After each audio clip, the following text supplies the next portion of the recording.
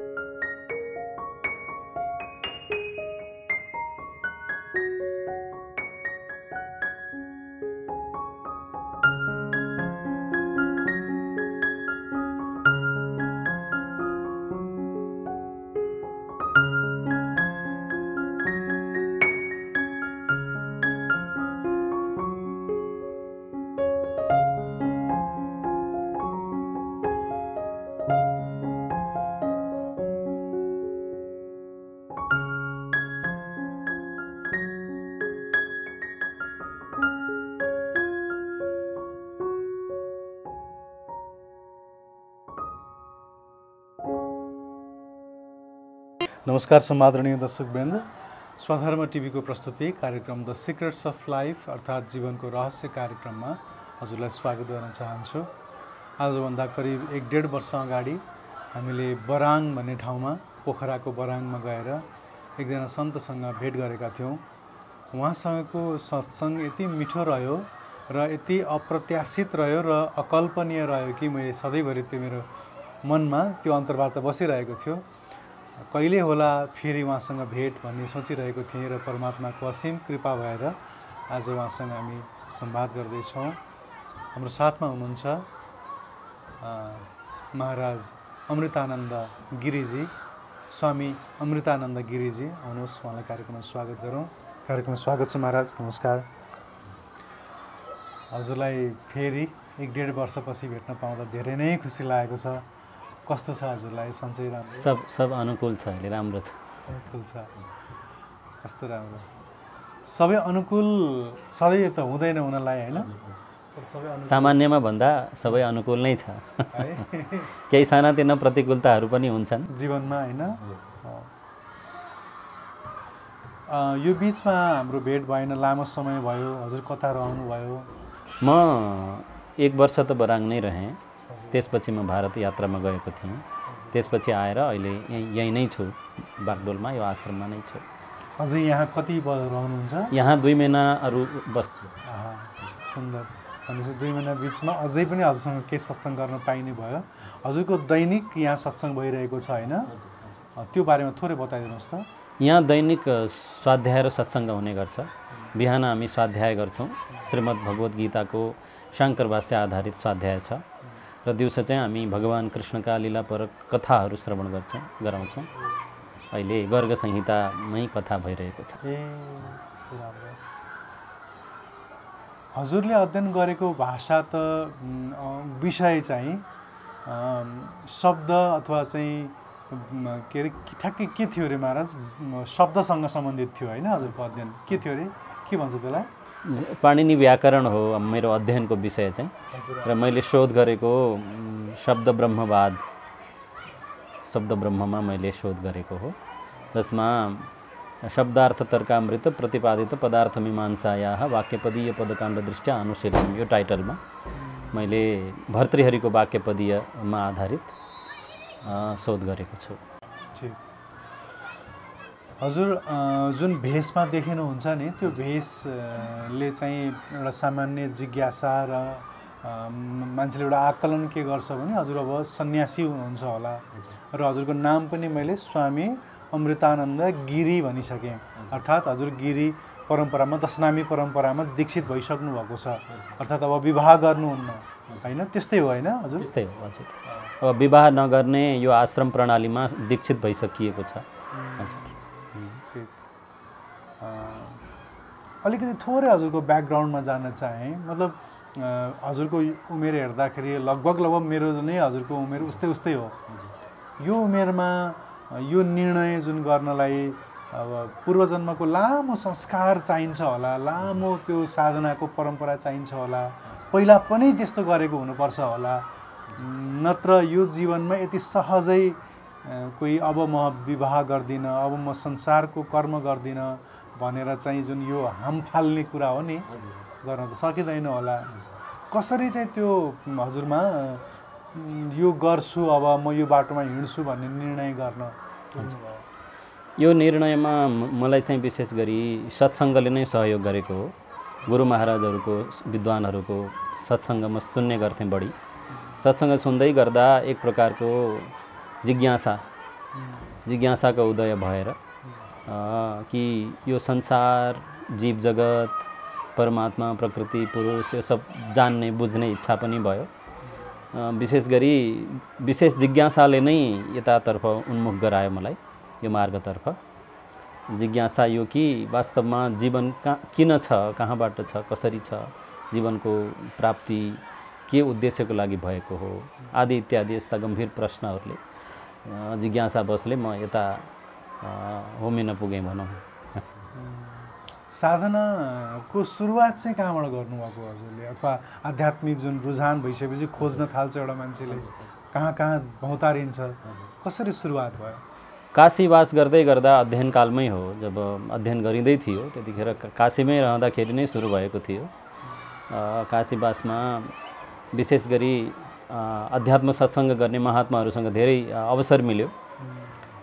लगभग सन् 2004-05 सालदेखि नै सुरु भएको हो यो वाराणसी वास गर्दैखेरि नै सुरु भएको हो ठिक हजुरले सन्यास दीक्षा अन्तिम दीक्षा जुन लिनुभयो यो कति साल अगाडिको कुरा हो यो चाहिँ लगभग अहिले 5औं चल्दैछ हजुर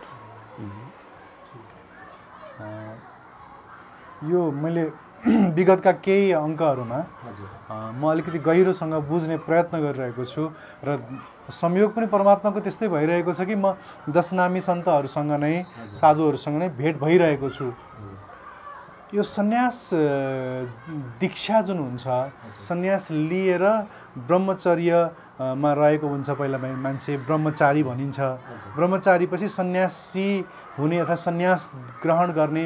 हामीले सामान्यतया गाउँघरमा के सुन्छौँ भने आफ्नै श्राद्ध गरेर अगाडि बढ्छन् अरे, जोगी बन्छन् अरे भनेको सुनिन्छ नि त।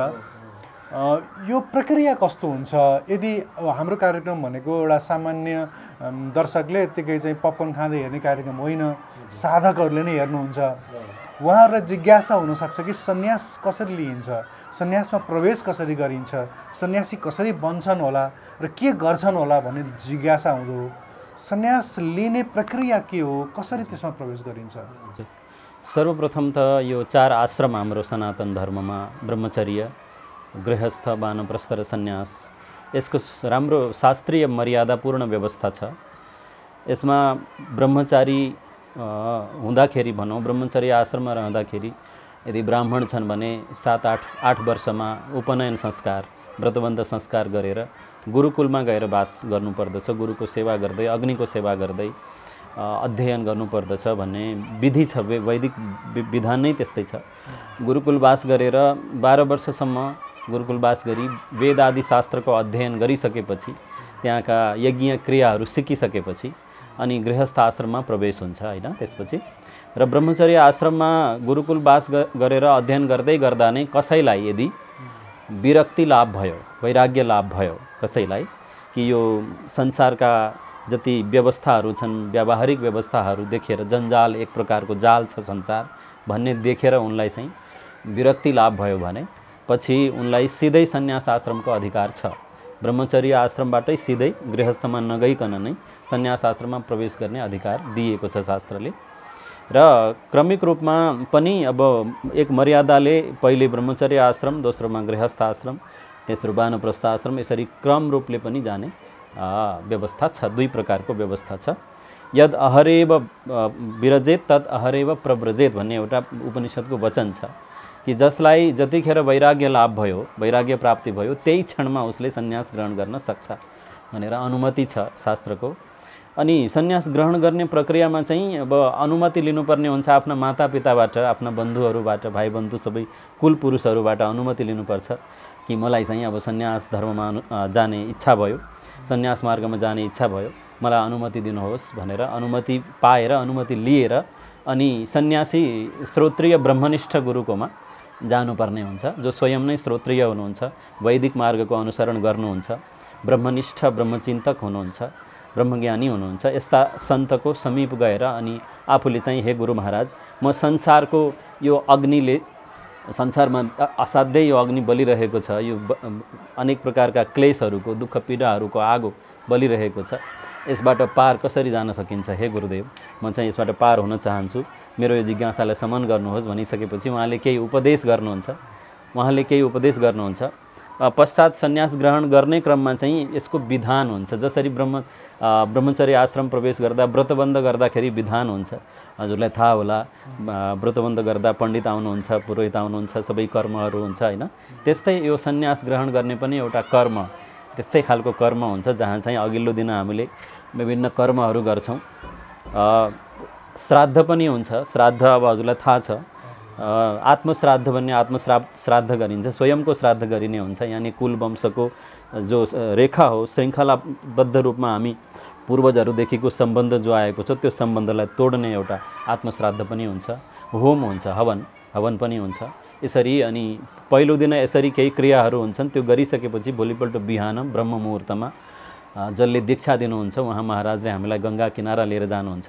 लिएर गइसकेर उहाँ केही विधिहरू हुन्छन्, मन्त्रहरू उच्चारण गरेर शिखासूत्र, यो हाम्रो शिखा हुन्छ पहिले चाहिँ, त्यो शिखासूत्र यज्ञोपवीत हुन्छ, त्यो पनि बगाइदिने।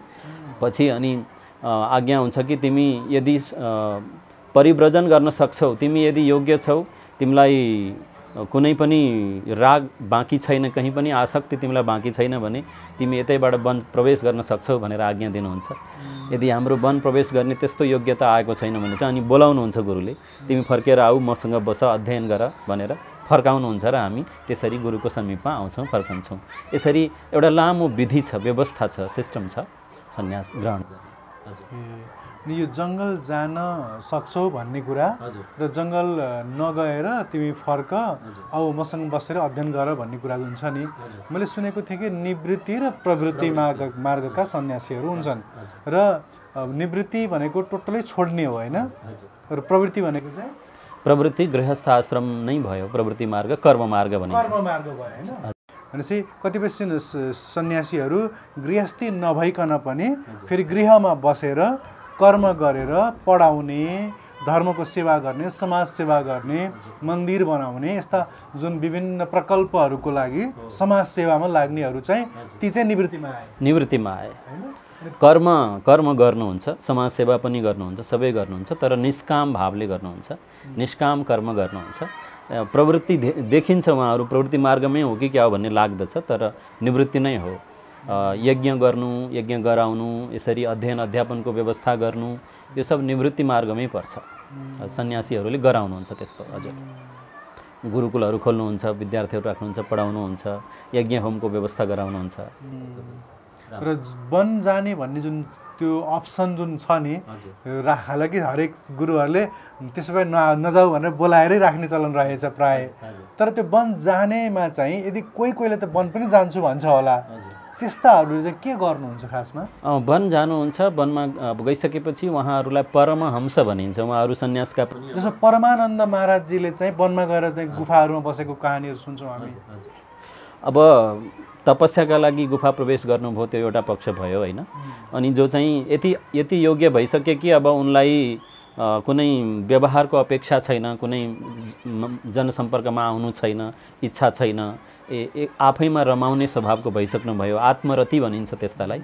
आत्मरति, आत्मक्रीडा भन्ने दुईटा शब्द छ उपनिषदमा। स्वयंमा रमण गर्ने, आत्मरमण भइसकेका त्यस्ता छन् भने वन प्रवेश गर्छन् अनि भिक्षावृत्तिद्वारा जीवनयापन गर्दछन्, जहाँ भिक्षा मिल्छ त्यो ग्रहण गर्दछन्।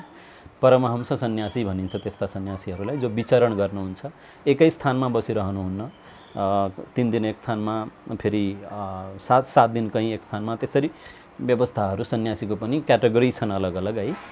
यसरी अहिले पनि त्यस्ता सन्यासीहरू हुनुहुन्छ? त्यस्ता अलि दुर्लभ भएर गए है, विशेष गरी भारतवर्षमा। किनभने जो पनि प्राय चाहिँ अब आखिरमा चाहिँ संसारमै बस्नै पर्छ, संसार चाहिन्छ नै, बरु अब यो जीवनले चाहिँ केही अब अपेक्षा रहित भएर भए पनि समाज सेवा गरौँ, समाजभित्रै बसौँ भन्ने नै बढी देखियो होइन। यो कालखण्डमा त्यसरी परमहंस सुखदेव सुन्नुभएको छ? सुखदेवजी, हजुर, सुखदेवजीलाई परमहंस भनिन्छ। त्यसो गरी जसरी सुखदेवजी वन विचरण गर्नुहुन्थ्यो होइन, एकाकी जीवन बिताउनुहुन्थ्यो, समूहमा प्राय आउनुहुन्थेन होइन, त्यसरी जीवन दिन बोलाउँदाखेरि चाहिँ आइदिनु भयो। हजुर, विचरण गरिरहनु भएको थियो। अनि राजाले भेटेर पछि कथा सुनाउनुहोस् भनेर आग्रह गरेपछि उहाँले सुनाउनु भयो, पछि फेरि हिँडिहाल्नु भयो। त्यो कथा सुनाएर दक्षिणा लिने पनि उहाँलाई हतार भयो, हिँडिहाल्नु भयो। यसरी परिव्राजक सन्यासी भनिन्छ है। यो चाहिँ परिभ्रमणशील हुन्छन्, एक स्थानमा निकै समय, धेरै समयलाई बस्दैनन् है। यस किसिमका विधि व्यवस्थाहरू प्राचीन कालदेखि चलिआएका छन्। अनि अब जो गृहमै आएर बसेर पनि सन्यासी रहनुभयो नि, हामीले जति पनि देखेका वस्त्रधारी सन्यासीहरू जति पनि समाजमा देख्छौँ, ती सबै चाहिँ निवृत्ति मार्गका सेवा, समाज सेवाका लागि आउनु भएर निष्काम भावले कर्म गर्नुहुन्छ। उहाँहरू सेवा गर्नुहुन्छ। उहाँहरू स्वयंको लागि धन सञ्चय गर्नु छैन, कमाउनु आफ्ना लागि छैन, समाजको कल्याण होस्, मार्गदर्शन होस् भनेर लागिरहनुहुन्छ। यो परोपकारमा लाग्नुभएका सन्तहरू हुनुहुन्छ। जीवनको अन्तिम कालमा जुन समाधि लिने जुन कुराहरू हुन्छ, समाधिमा जाने कुरा हुन्छ, र यो जीवनको बिचमा जुन साधना गर्ने कुरा हुन्छ नि, वैराग्य भएर सन्यास ग्रहण भयो, वैराग्यले गर्दा सन्यास लिनुभयो, अब सन्यासी हुनुभयो, पीत वस्त्र धारण गर्नुभयो, तर साधना त गर्नुपर्छ नि फेरि बिचमा होइन। किनभने पीत वस्त्र धारण गर्दैमा मोक्ष प्राप्त हुन्छ भन्ने त छैन नि फेरि होइन। त्यो त एउटा चाहिँ बाटोमा हिँडेको मात्रै हो। बाटोमा हिँडेको एउटा ल है म अब यो मार्गमा हिँडेँ भनेर एउटा परिचयका लागि एउटा नियम मर्यादामा बाँधिएर बस्नका लागि गेरु वस्त्र धारण गरिने हो। त्यो हुनाले यो वस्त्र धारण गर्दैमा ल अब मोक्ष प्राप्त भयो, मोक्ष प्राप्त हुन्छ यो लगायो भने भन्ने खालका चाहिँ यो चाहिँ असम्भव नै हुन्छ प्राय गरेर। किनभने वस्त्र एउटा निमित्त मात्रै हो, एउटा हामीलाई ज्ञापक सूचना मात्रै गर्दछ कि ल है तिमी को हौ, तिमी केका लागि यो धारण गरेका छौ, स्मरण गराइरहन्छ। यतिका लागि यो सहयोगी छ। सन्यासीको जीवन चाहिँ कस्तो हुन्छ? जल कमलवत भन्ने एउटा दृष्टान्त छ नि।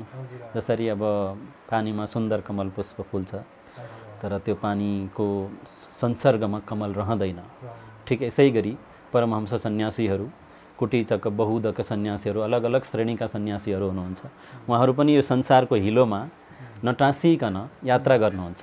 नटाँसिकन भन्नको तात्पर्य कि आसक्ति कहीँ राख्नुहुन्न, मोह कहीँ जोड्नुहुन्न।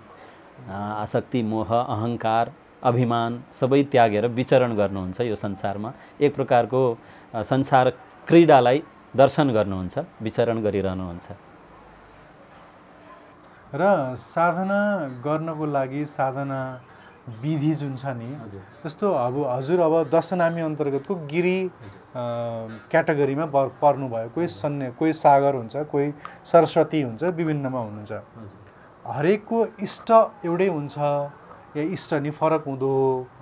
इष्टलाई ग्रहण गर्ने कुरा चाहिँ कस्तो हुन्छ? सम्प्रदाय अनुसार इष्ट गिरीहरूको, पुरीहरूको, भारतीयहरूको लगभग शिवजी नै प्राय हुनुहुन्छ।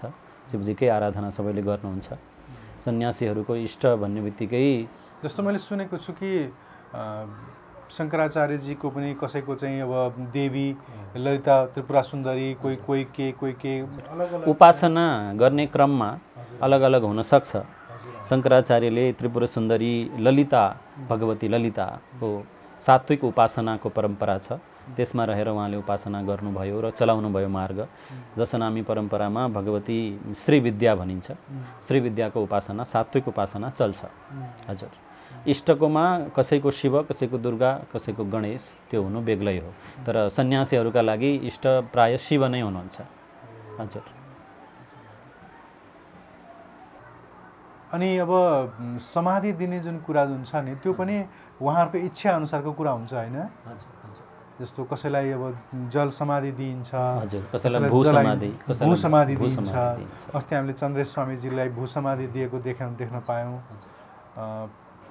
जलाउने चाहिँ प्राय सन्तहरूकोमा छैन है? हजुर, जल समाधि या भू समाधि। हजुर, फेरि कसैको जलाएर खरानीलाई फेरि समाधि बनाएर गाड्ने पनि चलन छ नि। हजुर हजुर, त्यो पनि सुनिन्छ कतै कतै। जस्तो ओशो हजुर ले चाहिँ उहाँलाई जलाइयो र उहाँको खरानी राखेर समाधि बनाइएको छ। उहाँले ट्रेडिसनल्ली सन्यासी त होइन। हजुर हजुर, उहाँको अब कुन प्रथाले गर्नुभयो उहाँका अनुयायीहरूले, शिष्यहरूले। हजुर, जैन परिवारमा जन्मनु भएको थियो। जैन परिवारमा जन्म चाहिँ हो। हजुर, सन्यास दीक्षा चाहिँ यसरी चाहिँ यो दशनामी अन्तर्गत चाहिँ होइन। हजुर, सन्यासको बारेमा थोरै जिज्ञासा थियो, त्यसले गर्दा यो चाहिँ म हजुरलाई सोधेँ। र सन्यासीको जीवन कस्तो हुन्छ भन्ने विषयमा अझै थोरै के थप्न मिल्छ? जस्तो सन्यासीले, जस्तो हजुरलाई पनि जीवनमा यहाँबाट बुटवल जानु पर्यो भने पैसा त चाहिन्छ। तर अब हजुरले फेरि चाहिँ हाम्रो जीवन भनेको पूर्णतः समाजको लागि हो र पैसा अथवा ब्याङ्क एकाउन्टसम्म खोल्नु हुँदैन भन्ने कुराहरू पनि छ। कतिपयले चाहिँ हामीले भारतमा देख्न पायौँ कि मैले पैसा छोएकै छैन भन्ने सन्यासीहरू पनि देखिन्छ। समाजमा बसिसकेपछि त फेरि समाजसँग एडजस्ट हुनैपर्छ। कसैले टेक्नोलोजी प्रयोग गर्नुहुन्न भन्छन् होइन? टेक्नोलोजी भनेको त इभन अब पानी खानलाई यो भाँडो पनि टेक्नोलोजीबाटै बनेको हो, यो पनि टेक्नोलोजी हो। यो माला उन्ने रसी जुन जसरी छिराइयो सियोबाट, त्यहाँ पनि टेक्नोलोजी छ। टेक्नोलोजी भनेको प्रविधि हो। प्रविधिले त किताब बनाउन नि प्रविधि चाहिन्छ नि। प्रविधि बिना त हामी चाहिँ जीवन त कल्पना नै गर्न सक्दैनौँ। कहाँसम्म जाने हो, त्यसको चाहिँ बोर्डर के हो, कसरी हेर्ने त्यसलाई? समाज कुन संरचनाको छ होइन, त्यो आधारमा समाजमा बस्नको लागि आधारभूत आवश्यकताहरू हुने भए समाजसेवा गर्छु भनेर अगाडि आइसकेपछि टेक्नोलोजी पनि युज गर्नै पर्यो। किनभने समाजले प्रयोग गर्दछ र समाजसँग एक प्रकारको सम्बन्ध स्थापित गर्नलाई त्यो अनिवार्य नै भयो। त्यो हुनाले अहिले यस्तो एउटा त्यागी सम्प्रदाय छ। त्यागी सम्प्रदायका साधु सन्यासीहरूले चाहिँ प्रयोग गर्नुहुन्न, पैसा पनि छुनुहुन्न उहाँहरूले होइन। त्यो परम्पराका साधु सन्त पनि हुनुहुन्छ, अद्यावधि भारतवर्षमा भेटिनुहुन्छ। स्वामीनारायण सम्प्रदाय भन्ने एउटा विशाल सम्प्रदाय नै छ है भारतवर्षमा। उहाँहरूले चाहिँ विशेष गरी धनको स्पर्श नै गर्नुहुन्न उहाँ आजीवन। तर उहाँहरूको वैकल्पिक व्यवस्था के छ भने उहाँका हरिभक्तहरू भनिनुहुन्छ, हरिभक्तहरूले व्यवस्था गरिदिनुहुन्छ सबै। हजुर, त्यसरी उहाँहरूको चल्दछ भने हामी दशनामीमा चाहिँ विशेष गरी धन स्पर्श नगर्ने भन्ने छैन। हामी धन लिन्छौँ पनि र धनको सदुपयोग अब जसरी हुनसक्छ त्यसरी हामी सदुपयोग गरिरहेका हुन्छौँ।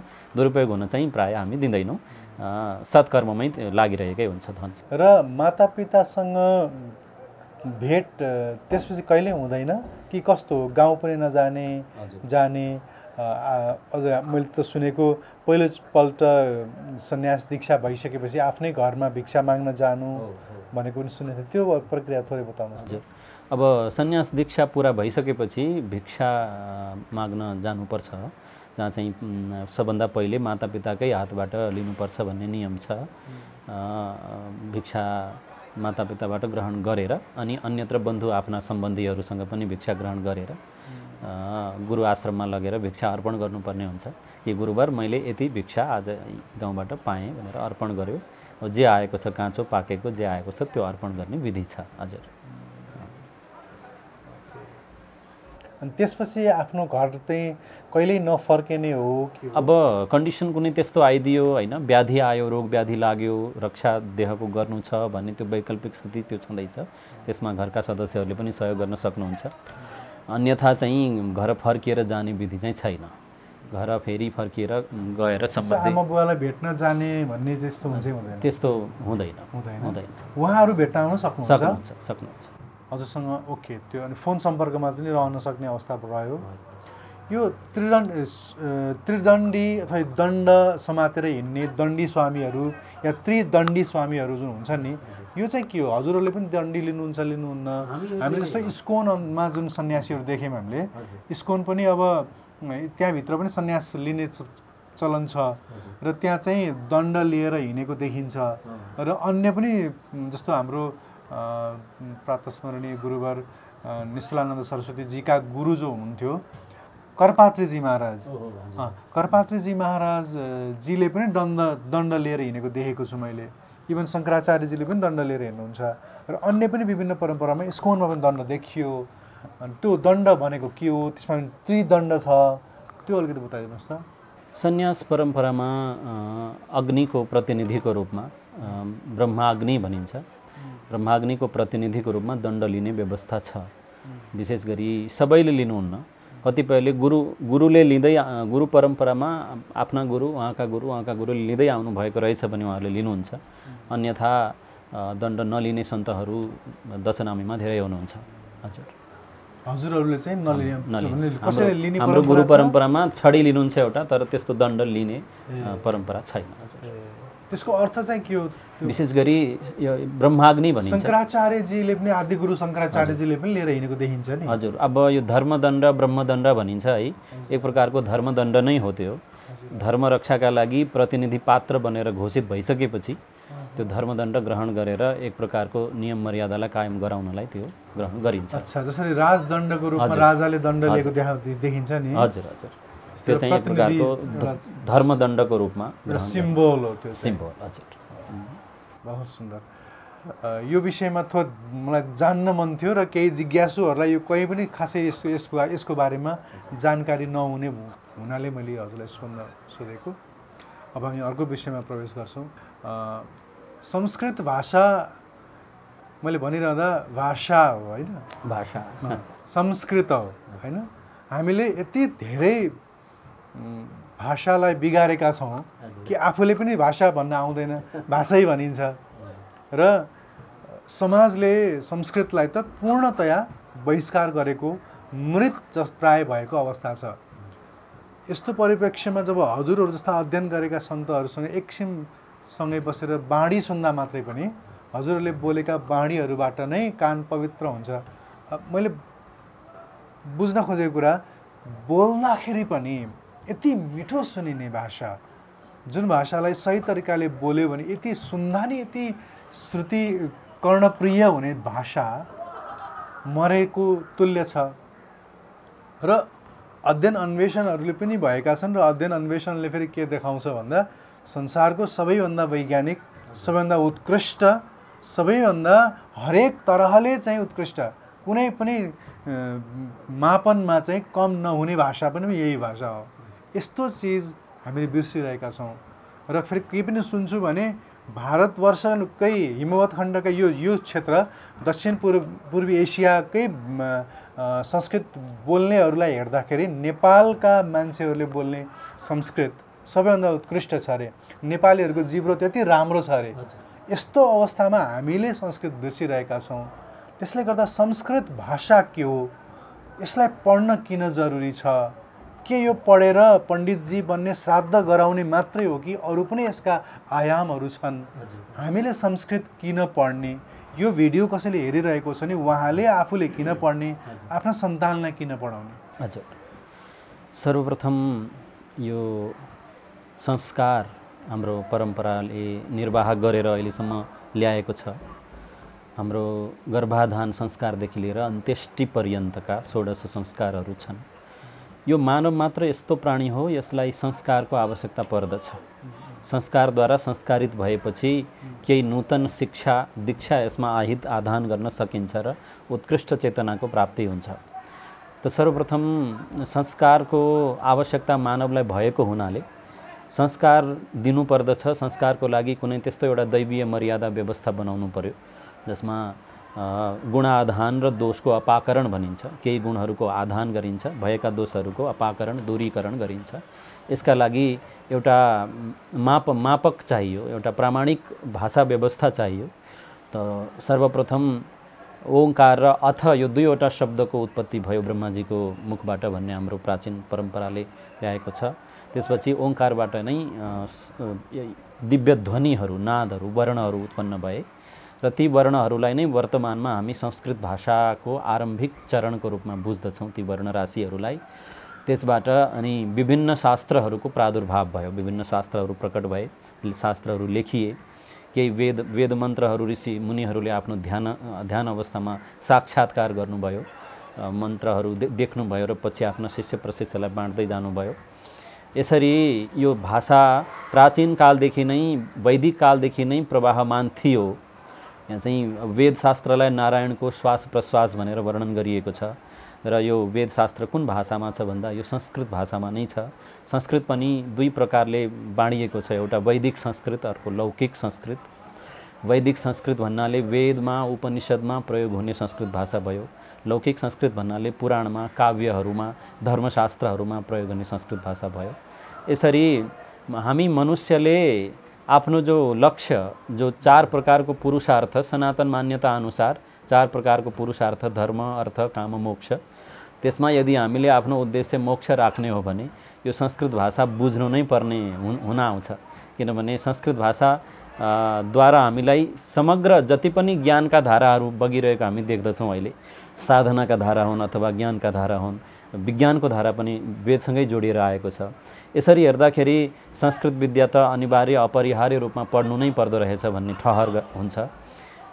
अब कसरी संस्कृत भाषा यसरी मृत हुन गयो, हजुरले भन्नुभयो कि प्राय गरेर हामी मनुष्यमा यो 3 गुणको व्यवस्था छ, सत्वगुण, रजोगुण, तमोगुण।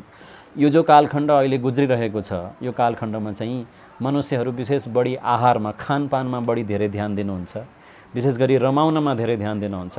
यानि रजोगुण र तमोगुण बढी उद्रिक्त भएको कारणले गर्दा सत्वगुण, अब संस्कृत जस्तो भाषालाई अलिकति शुद्धि चाहिन्छ, अलिकति तपस्या पनि चाहिन्छ, थोरै ध्यान पनि चाहिन्छ, होस पनि चाहिन्छ थोरै। यो सबैको आवश्यकता भयो, यो सबै आवश्यकताहरूको पूर्ति भयो भने अनि भाषा सिक्न सहज हुन आउँछ। संस्कारपूर्वक सिकिने भाषा हो यो संस्कृत भाषा। त्यसकारण अहिलेको समयमा चाहिँ बढी यो तमोगुण र रजोगुणको प्रभाव बढी यो दिनचर्यामा हामी विशेष गरी हेरौँ। अहिले मनुष्यहरू प्राय गरेर धेरै जस्तो खान र रमाउनमा व्यस्त हुनुहुन्छ। त्यसकारण संस्कृत भाषा मृत भएको छैन, यो भाषा अमृत नै हो, होइन।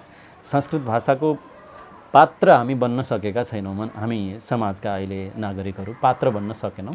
त्यसको लागि आरम्भदेखि नै सुरुवाती चरणदेखि नै आहारदेखि नै ख्याल गर्नुपर्ने हुन्छ। कस्तो आहार हामी ग्रहण गर्छौँ त्यो आहार अनुसारको हाम्रो व्यक्तित्व निर्माण हुन्छ होइन। त्यसकारण अब विभिन्न अन्य कारणहरू पनि छन् जसले गर्दा यो भाषा अलिकति ओझेलमै पर्यो। तर बिस्तारै अब यो युग आउँदैछ जस्तो लाग्छ, सत्वगुणको उदय हुँदैछ जस्तो लाग्छ, रुझान बढ्दै गइरहेको छ।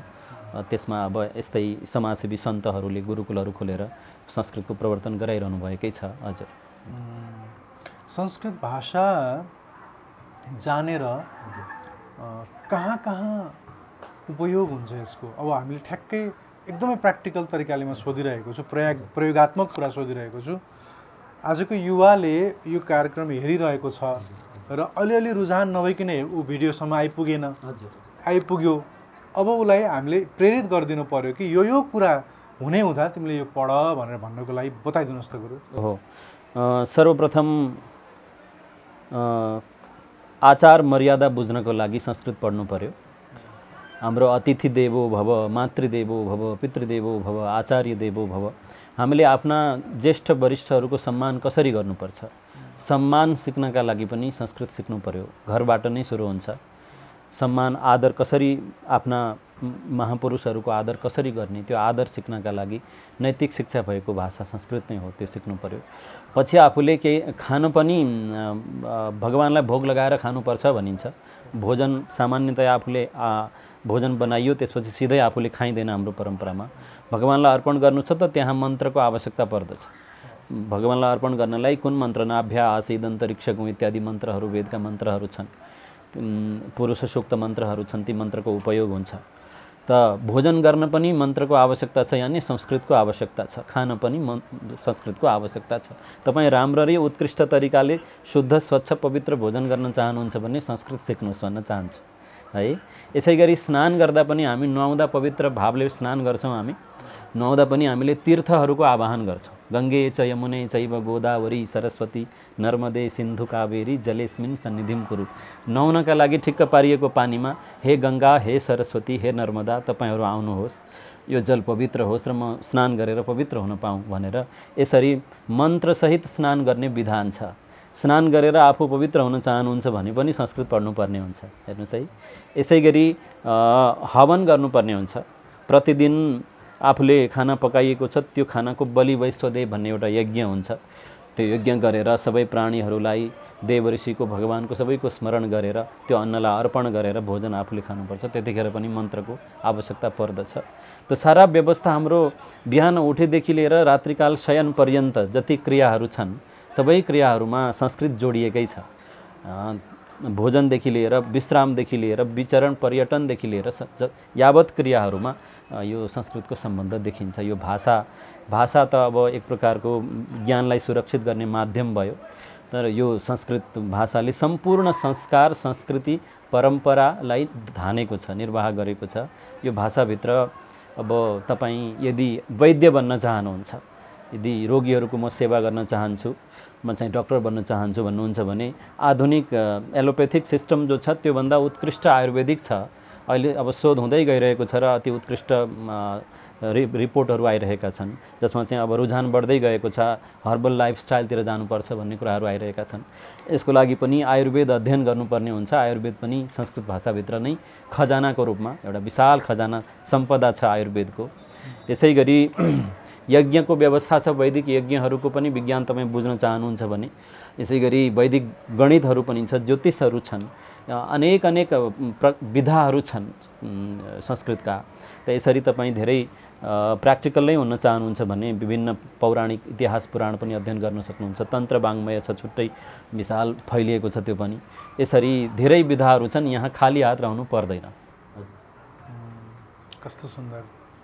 संस्कृत पढ्नको लागि गुरुकुलहरू जुन छन् अहिले नेपालका हरेक कुना कुनामा छन् होइन, तथापि गुरुकुलहरू सञ्चालन हुनलाई अलिकति गाह्रो पनि भइरहेको र संस्कृत भाषालाई पढाउँदाखेरि पूर्णतः निःशुल्क पढाउने चलन र त्यो कारणले गर्दा निःशुल्क पढाउनको लागि गुरुकुलहरू व्यवस्थापन गर्न अलिकति गाह्रो भइरहेको कुरा पनि मैले सुने। त्यो विषयमा थोरै भयो। हजुर, यसो भयो सरकारले अब वर्तमान गणतन्त्र हाम्रो नेपाल सरकारले विशेष गरी संस्कृत शिक्षा भनेर एक प्रकारको प्रकल्प जो ल्याउनु पर्ने थियो राष्ट्रले नै राष्ट्रको सम्पदा मानेर एउटा विभूति मानेर राष्ट्रले रक्षा गर्नुपर्ने थियो त्यो रक्षात्मक दृष्टि चाहिँ राष्ट्रको सरकारको भएको छैन। त्यसकारण व्यक्तिगत संस्थाहरू छन्, स्वामी महाराजहरूले सन्तहरूले सन्यासीहरूले गुरुकुलहरू बढी खोल्नु भएको छ। उहाँहरूले चाहिँ उहाँहरूको आफ्नो योग्यता आफ्नो क्षमता उहाँहरू प्रवचन गर्नुहुन्छ, विभिन्न यज्ञ यागादि लगाउनुहुन्छ जसबाट भक्तहरू प्रेरित भएर डोनेसन दिनुहुन्छ। त्यो डोनेसनबाट नै गुरुकुलहरू चल्दछन्। त यसमा अपरिहार्य रहेको जो सरकारी सहयोग हो यो चाहिँ तपाईको शिक्षा व्यवस्था नेपाल सरकारको शिक्षा जो नीति हो शिक्षा नीतिमै संस्कृतलाई राखेर संस्कृतलाई त अनुदान दिएर अगाडि बढाउनु पर्ने देखिन्छ सरकारको तर्फबाटै, तर त्यसरी कहीँ पनि प्राय भएको छैन। गुरुकुलहरू जति पनि छन् नेपालमा ती प्राय व्यक्तिगत रूपमै संस्थागत रूपमा चलिरहेका छन्, जसमा चाहिँ सरकारको अझै पनि दृष्टि हामीले अपेक्षा त गरिरहेकै छौँ। हजुर, युवाहरू जस्तो अब मानिलिनुहोस् कुनै विषयमा पढेर अब काममा लागिसक्नुभयो, वयस्क भइसक्नुभयो, प्रौढ भइसक्नुभयो भने पनि पढ्न त मिल्दो हो। विभिन्न गुरुहरूसँग व्यक्तिगत रूपमा भेटेर पनि हप्तामा एउटा दुईटा कक्षाहरू लिएर पनि गर्न सकिन्छ नि, होइन? यदि हजुरलाई भेटेर अब यो अन्तर्वार्ता हेरिसकेपछि हामी अहिले जुन ठाउँमा बागडोल मा बसेर जुन संवाद गरिरहेका छौँ बागडोल ललितपुरमा, यो नखुदो बाटोको नजिकै छ। अब यहाँ वरिपरि रहेका विद्यार्थीहरू यदि पढ्न आउन चाहन्छन् भने हजुरसँग आएर हजुर जति महिना यहाँ रहनुहुन्छ पढ्न सम्भव छ? अवश्य सम्भव छ। सम्भव छ, बिल्कुल सम्भव। त्यसको लागि हजुरको नम्बर दिन मिल्छ? म नम्बर हजुरलाई पछि बताउँला। हजुर, हुन्छ। त्यो भएपछि उनीहरूले चाहिँ हजुरलाई सम्पर्क गरेर आएर हजुरसँग चाहिँ टाइम लिएर उहाँहरूले सिक्न सक्नुहुन्छ। हजुर, ठिक हुन्छ। संस्कृत भाषाको बारेमा चाहिँ यो थोरै जानकारी चाहिँ चाहिएको थियो मलाई। हजुर हजुर। थोरै अन्य विषयमा प्रवेश गर्नु हामीले विशेष गरेर पछिल्लो समयमा अब विभिन्न साधु सन्तहरूसँग अन्तर्वार्ता गर्दै जाने क्रममा के बुझ्यौँ त भन्दा नामले चाहिँ अथवा मन्त्रको कुनै पनि मन्त्रको उच्चारणले चाहिँ साधना अगाडि बढ्दो रहेछ। हरेक परम्परामा उसको इष्टको तत्तत मन्त्रहरू हुन्छन् र ती मन्त्रहरू चाहिँ गुरुहरूबाट प्राप्त हुन्छ र त्यसकै साधना चाहिँ मालामा जप गरेर गरिन्छ। अब आयो कुरा कतिपय सन्तहरूले चाहिँ त्यो माला हातमा लिएर गौमुखीभित्र हात हालेर चाहिँ मन्त्र जप गर्दै बाटोमा हिँडेको पनि देखिन्छ। विशेष गरेर इस्कोन संस्कृति बढ्दै आइसकेपछि इस्कोनका भक्तहरूले चाहिँ गौमुखीमा हात राखेर भित्र तुलसीको माला चाहिँ जप गरिरहनु भएको हुन्छ, चोरीवाला बाहिर निकालेर, होइन? अर्कोतिर फेरि सन्तहरूले चाहिँ यो सुमेरनै माला जुन हुन्छ 27 मालाको 27वटा मनका भएको त्यसलाई पनि मन्त्र गर्दै हिँडेको, एकदम छिटो छिटो जप गर्दै हिँडेको देखिन्छ। त्यो चाहिँ कतिपयले ढाक्नुहुन्छ, कतिपयले ढाक्नुहुन्न, नढाकिकन पनि देखाएर हिँडेको देखिन्छ। र जप गर्दाखेरि फेरि ढाक्नुपर्छ भन्ने कुरा पनि छ।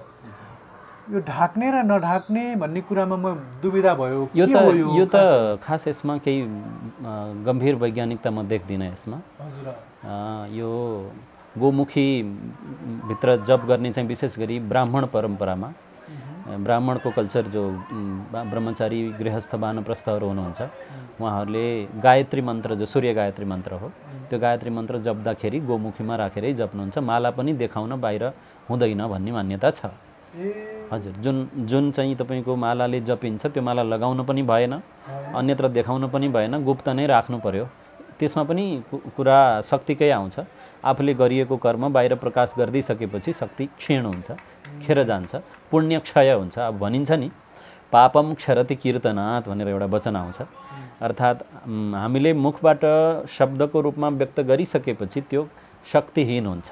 त्यसमा चाहिँ आफ्नो पापहरू जति छन् त्यही भएर पापहरू जे गरिएको छ सबै खोलेर भनिदिनु, किनभने पाप खोलिदिएपछि नासिन्छ।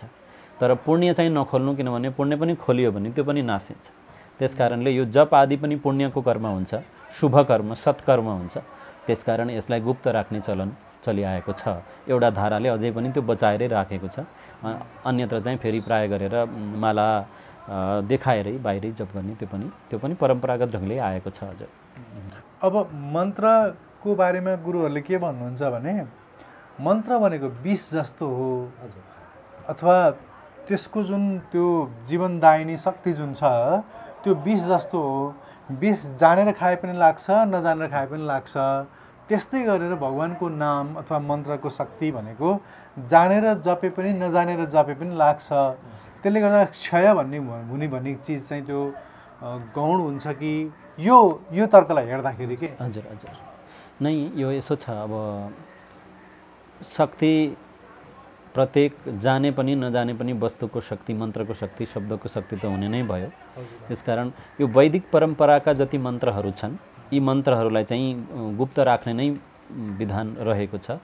अन्यथा यी निर्बीज हुन्छन्, निशक्तिक हुन्छन् भन्ने वचनहरू पाइन्छ। त्यसकारण वैदिक परम्पराका मन्त्रहरू बाहेक अन्य लौकिक तान्त्रिक मन्त्रहरू छन् तिनलाई चाहिँ त्यति सिरियसली प्राय लिइँदैन। वहाँ सामान्य सिद्धिहरू प्राप्तिको लागि प्रयोग गरिने बीज मन्त्रहरू छन्। यावत मन्त्रहरूको विषयमा चाहिँ चाहे वैदिक हुन् चाहे तान्त्रिक हुन्, तान्त्रिक मन्त्रहरूलाई चाहिँ विशेष गरी अझै गुप्त राखिएको हुन्छ। वैदिक मन्त्रहरूभन्दा पनि बढी गुप्त राखिएको हुन्छ किनभने त्यहाँनिर टेक्निक बढी छ। साधना क्रममा गुप्त राखिने परम्परा त्यो रह्यो, त्यो चलिआएकै छ अहिलेसम्म पनि। शक्ति संरक्षणको लागि विशेष गरी यसको प्र्याक्टिकल पक्ष हेर्दाखेरि अरू व्यक्तिले मैले गरिरहेको साधना थाहा पाए भने त्यसको विरुद्धमा पनि उनीहरूले पनि प्रयोग गर्न सक्छन् भन्ने आदि इत्यादि केही यो व्यावहारिक पक्ष। भगवानको नामको प्रचारमा जुन अहिले अभियन्ताहरू हिँडिरहनु भएको छ, विशेष गरेर इस्कोनकै म फेरि पनि उदाहरण ल्याउन चाहन्छु। हरे कृष्ण महामन्त्रको प्रचार गरौँ र यो मन्त्रले चाहिँ कलि युगमा सबैभन्दा धेरै काम गर्छ भनेर विभिन्न शास्त्रहरूमा उल्लेख भएको कुरालाई उदाहरण गरेर भनिन्छ। र उहाँहरूले चाहिँ मन्त्र जप गर्नुहुन्छ र कतिसम्म देखेको छु भने बसमा चढेको बेलामा वरिपरि जप नगर्ने मान्छेहरू छन् उनी अझै चिच्चाइ भनेर होइन देखाएर गर्नुहुन्छ। र उहाँहरू गुरुहरूले प्रवचनमा के भन्नुहुन्छ, देखाऊ गर। इभन ओशोको सन्यासीहरूलाई पनि ओशोकै जीवनकालमा पनि उहाँले माला लगाएर अफिस जाऊ, अनि तिनीहरूले सोध्छन् के हो त्यो माला किन लगाएको भन्छन्, त्यसपछि मेरो प्रवचन देऊ, अनि उसले चाहिँ सुन्छ र आध्यात्मिक हुन्छ, उसको जीवनमा लाभ हुन्छ। यसरी देखाउँदाखेरि उनीहरू चाहिँ के हो भन्ने प्रश्नले सोध्ने जिज्ञासा पैदा हुने कारणले गर्दा उनीहरूको हित हुन्छ। त्यो कारणले गर्दा देखाऊ भन्ने कुरा जुन छ नि, यसलाई चाहिँ फेरि यो यसो भयो। यो त कलिकालको लागि भनेर ब्रह्माजीले नारदजीलाई कलि सन्तरणोपनिषद भन्ने एउटा उपनिषद हजुरलाई थाहा छ त्यो, त्यसमा हरे राम महामन्त्र होइन यो महामन्त्रको दान गर्नुभयो नारदजीलाई। र पछि आएर श्री कृष्ण चैतन्य महाप्रभुले जब यो आन्दोलनको रूप दिनुभयो यसलाई, यसमा चाहिँ उहाँले हरे रामलाई उल्ट्याएर हरे कृष्ण बनाउनु भयो। जो वैदिक उपनिषदको मन्त्र वैदिक रीति अनुसारको हुन्छ, त्यसको एक प्रकारको छुट्टै नै प्रणाली हुन्छ है, जप्ने पनि अब व्यवस्था आफ्नै हुन्छ। त्यसलाई चाहिँ लौकिक बनाएर वैदिकबाट लौकिक बनाएर अनि दान गरेको व्यवस्था छ लोकमा। हजुरले भनिहाल्नुभयो जति उच्च स्वरमा कीर्तन गरियो त्यति आफूलाई पनि र अरूलाई पनि लाभ हुन्छ, सबैले सुन्ने। यहाँसम्म कि स्थावर जङ्गम जाति अन्य जो प्राणीहरू छन्, तिर्यक योनिहरू छन्, उनीहरूलाई पनि लाभ हुन्छ भन्ने हिसाबले उच्च स्वरमा कीर्तन गर्नुहुन्छ। त्यो चाहिँ एक प्रकारको मिश्रित परम्परा, जसमा वैदिक र तान्त्रिक मिश्रित परम्पराले त्यसरी गरेको छ। हजुर, अनि यो दृष्टिबाट हेर्दाखेरि त देखाउँदा पनि भयो, देखाएर जब गर्दा भयो, किनभने कसैलाई जिज्ञासा पैदा हुन्छ र उसको जीवनमा कल्याण हुन्छ भन्ने त देखाउँदा पनि उसको हित हुने भयो। र हजुरको कारणले कसैले भगवानको नाम जप्छ र आध्यात्मिक बाटोमा हिँड्छ भन्ने त फेरि हजुरलाई पनि कल्याणै होला। यो वैदिक मन्त्रहरूको मानेमा चाहिँ यसरी देखाएर गर्न हुँदैन भन्ने नै छ। हजुर हजुर, वैदिक मन्त्रहरूको सवालमा चाहिँ त्यो रह्यो। हजुर, साधनाको विषयमा गुरुवर विभिन्न बाटाहरू छन्, विभिन्न उपायहरूको बारेमा कुरा हुन्छ। विशेष गरेर अब हजुर नै वेदान्त परम्पराको विद्यार्थी हुनुहुन्छ, वेदान्तको मार्गमा हिँडेका गुरुहरूको बारेमा पनि मैले सुन्दाखेरि ठुला वेदान्तीहरूले पनि ज्ञान नै उच्च हो, ज्ञानले नै प्राप्त हुन्छ, ज्ञान नै उच्च हो भनेर व्यासमा बसेर भनिसकेपछि व्यासबाट तल उत्रेर साष्टाङ्ग दण्डवत चाहिँ कृष्णको मूर्ति अगाडि गरेर कृष्ण नै जगद्गुरु हो भनेर कृष्णकै नाम भजन कीर्तन गरेको पनि उदाहरणहरू मैले देखेको छु, सुनेको छु। तसर्थ कल्याण चाहिँ कहाँबाट हुन्छ, कल्याण कसरी हुन्छ? सर्वप्रथम यसमा हामीले बुझ्नु पर्यो, मनुष्य भइसकेपछि कर्मको बारेमा सबभन्दा पहिले बुझ्नु पर्यो।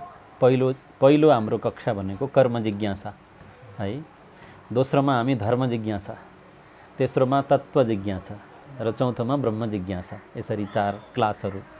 कर्म जिज्ञासामा हामीले कर्म के हो, अकर्म के हो, विकर्म के हो, विहित कर्म के हुन्, निषिद्ध कर्म के हुन्, प्रायश्चित्त कर्म के हुन्, उपासना कर्म के हुन्, यी कर्महरूको बारेमा व्यापक रूपमा जान्नु पर्यो।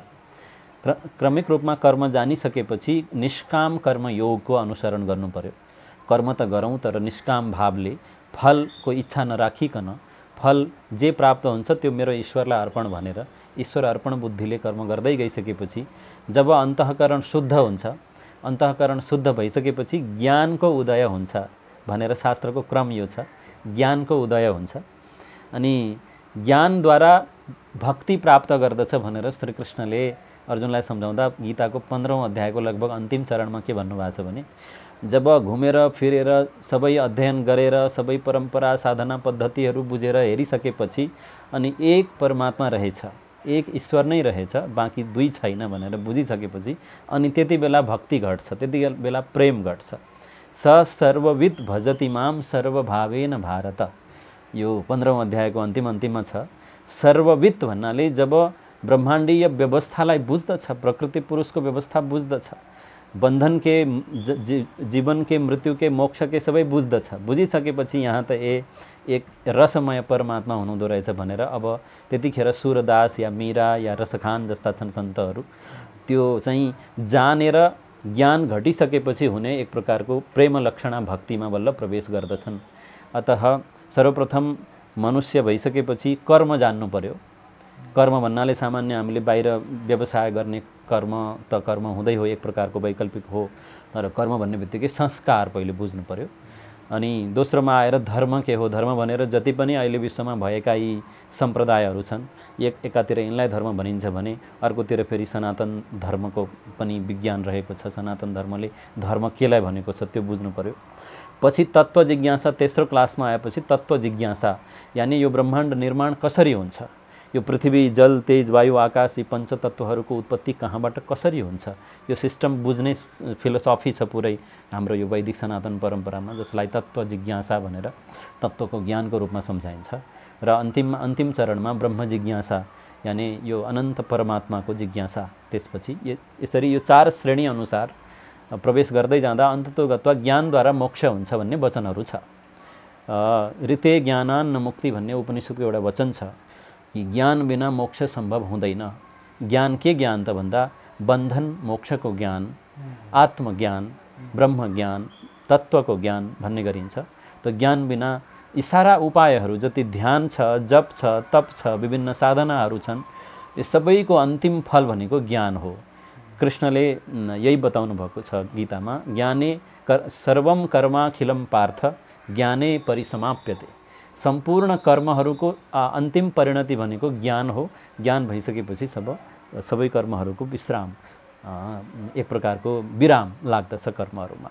त यसरी ज्ञान कस्तो ज्ञान, सात्विक ज्ञान भनेर अगाडि गएर फेरि विभाजन गरेर सम्झाउनु भएको छ। त्यस्तो ज्ञान जो भिन्न भिन्न देखिने मनुष्य, पशु, पक्षी, वृक्षहरूमा जताततै भिन्न भिन्न यी स्वरूपहरू अलग अलग देखिन्छन्, तर यी सबै स्वरूपमा एउटै परमात्मा रहेको छ, एउटै ईश्वर रहेको छ भनेर त्यो एउटालाई देख्न सक्ने जो ज्ञान हो, त्यही ज्ञानलाई उत्तम ज्ञान, सात्विक ज्ञान मान्नुभएको छ।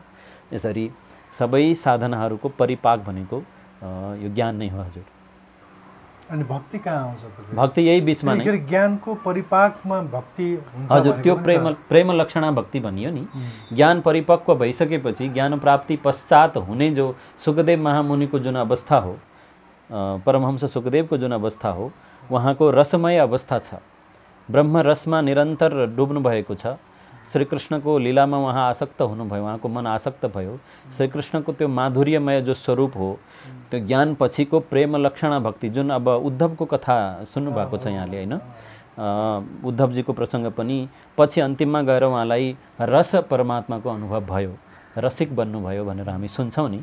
यानि कि सारा कर्तव्य कर्महरू पुरा गरेर अन्तःकरण शुद्धि पश्चात ज्ञानको प्राप्तिपछि कुन ज्ञानभन्दा संसारमा सम्पूर्ण ब्रह्माण्डमा व्यापक एकमात्र परमात्मा रहेछ भन्ने ज्ञानपछि अब तपाईँमा पनि मैले ईश्वर देख्ने भएँ, उहाँमा पनि देख्ने भएँ, एउटा किरामा पनि देख्ने भएँ, फट्याङ्ग्रामा पनि देख्ने भएँ, एउटै ईश्वरलाई देख्ने भएँ। त्यसपछि प्राप्त हुने प्रेम लक्षणा भक्ति, त्यो चाहिँ फल भक्ति भनिन्छ। फल भक्ति। साधन भक्ति चाहिँ कहाँनेरि पर्यो भन्दा यो कर्म जिज्ञासा, धर्म जिज्ञासा। धर्म जिज्ञासा अन्तर्गत साधन भक्ति पर्दछ, जहाँ चाहिँ श्रवणम कीर्तनम विष्णु स्मरणम पाद सेवनम अर्चनम वन्दनम दास्यम सख्यम आत्मनिवेदनम, यो नवधा भक्ति जो चाहिँ रामचन्द्रजीले सबरीलाई बताउनु भयो, प्रहलादजीले आफ्ना बालसखाहरूलाई बताउनु भएको छ। यसरी धर्म जिज्ञासा अन्तर्गत भक्ति साधन भक्ति हो।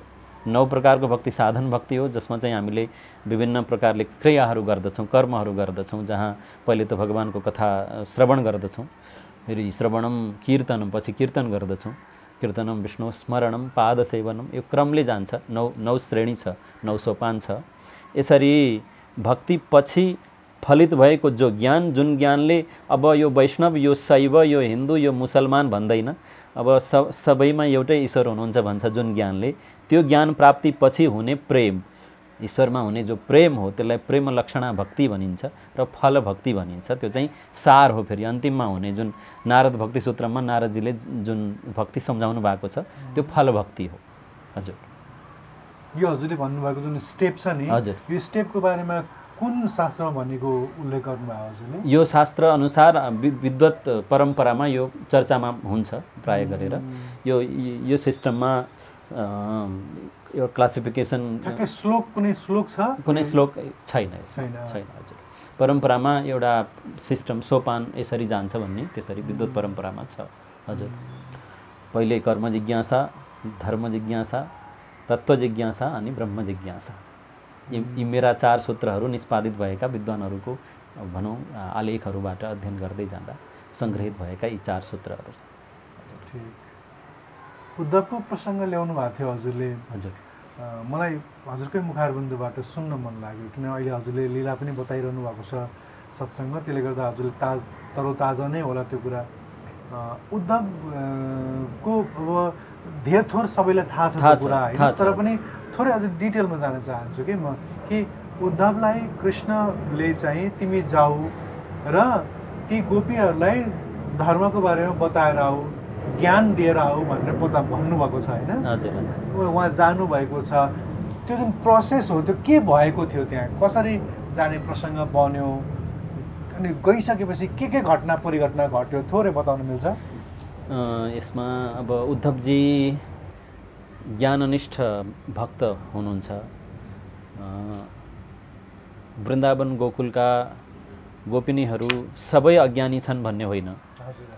गोपिनीहरू पारङ्गत निष्णात भक्तहरू पनि छन्, गोपिनीहरूमा सन्तहरू पनि छन्, सबै ऋषिमुनिहरू पूर्वजन्मका गोपिनीहरू हुनुहुन्छ।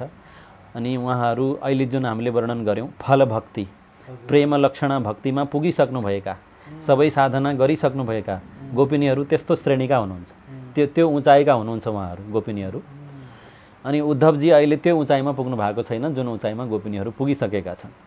त उद्धवलाई भगवानलाई मन लाग्यो कि यिनलाई एक प्रकारको त्यो रस जो फल भक्ति हो, चरम प्रेम लक्षणा भक्ति, सम्पूर्ण ज्ञान भइसकेपछि परमात्मामा हुने एक प्रकारको अभिन्न तादात्म्य, लगाव, एक प्रकारको रसमय सम्बन्ध जो हो, उद्धवलाई त्यो दिलाउने इच्छाले उहाँले चाहिँ गएर योग सम्झाऊ, धर्म सम्झाऊ, अध्यात्म सम्झाऊ, उद्धव तिमी जाऊ भनेर एउटा बहाना बनाएर उद्धवलाई पठाउनु भयो।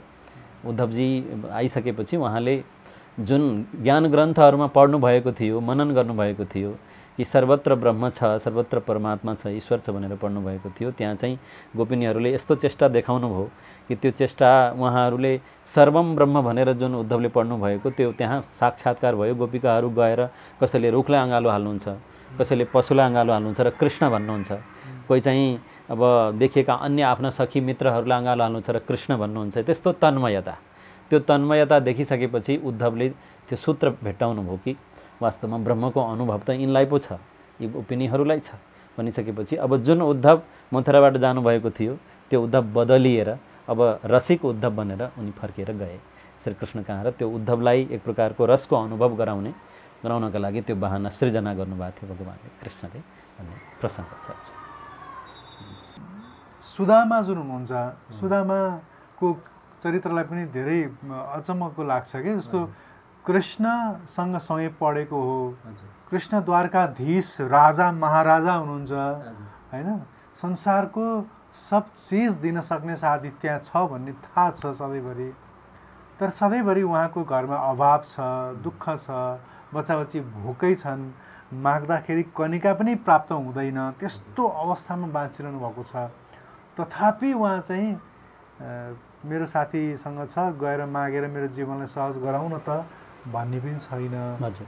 सुदामाले भक्ति गरेर बसिरहनु भएको थियो होइन, के कस्तो थियो उहाँको अवस्था? ज्ञानपूर्विका भक्ति, उहाँको भक्ति एक प्रकारको ब्रह्मज्ञानपूर्वक थियो। ब्रह्मज्ञान धारण गरेर ब्रह्मविद वरिष्ठ उहाँलाई भनिएको छ, ब्राह्मणो ब्रह्मविद तमः।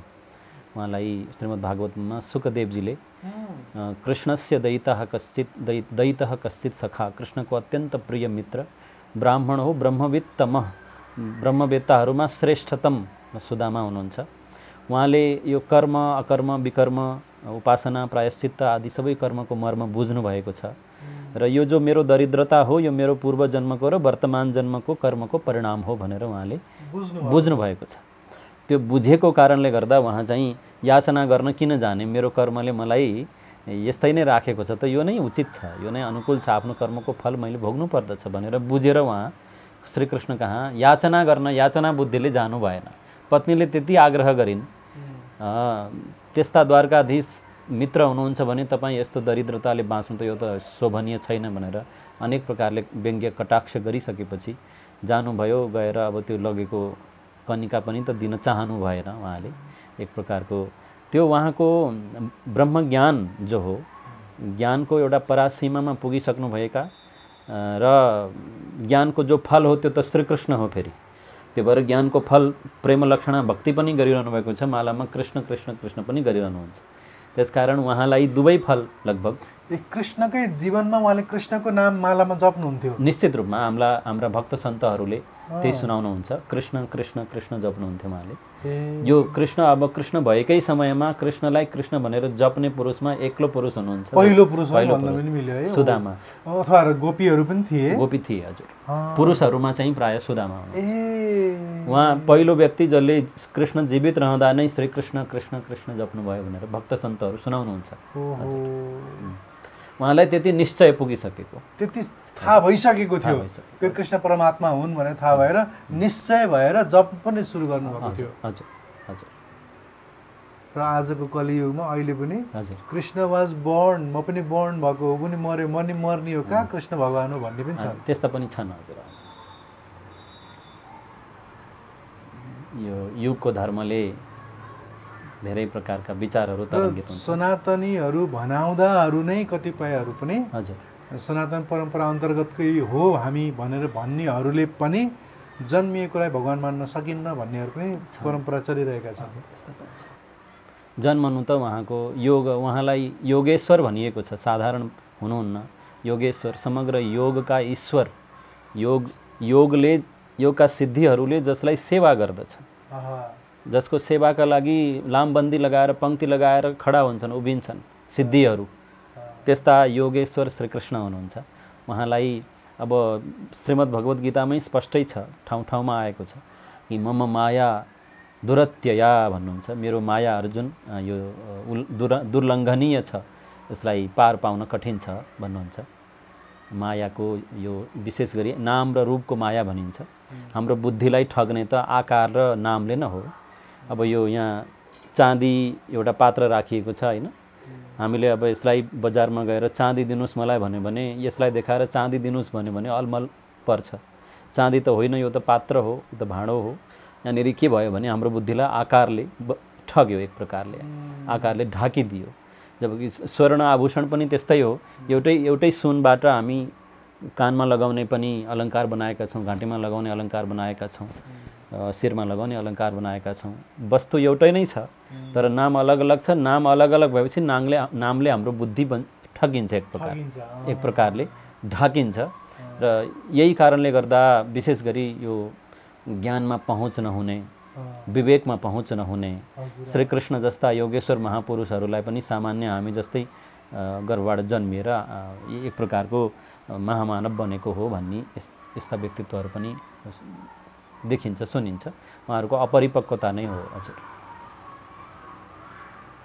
हामी सुदामामै म अझै जोडिन चाहन्छु। हजुर, कि सुदामा अनि त्यसपछि त्यहाँ अब माताजीले साह्रै गर्नुभयो अनि त्यसपछि जानुभयो त्यहाँ, होइन? माताजी भनेको उहाँको श्रीमतीले साह्रै नै कर गर्नुभयो र जानुभयो। गइसकेपछि उहाँ बेमनले जानुभएको छ दरबारमा, होइन? हजुर। र त्यो त्यत्रो महाराजालाई त्यो कनिका नपाकेको बुको कनिका के दिनु भनेर त्यो पनि दिन चाहनु भएको छैन।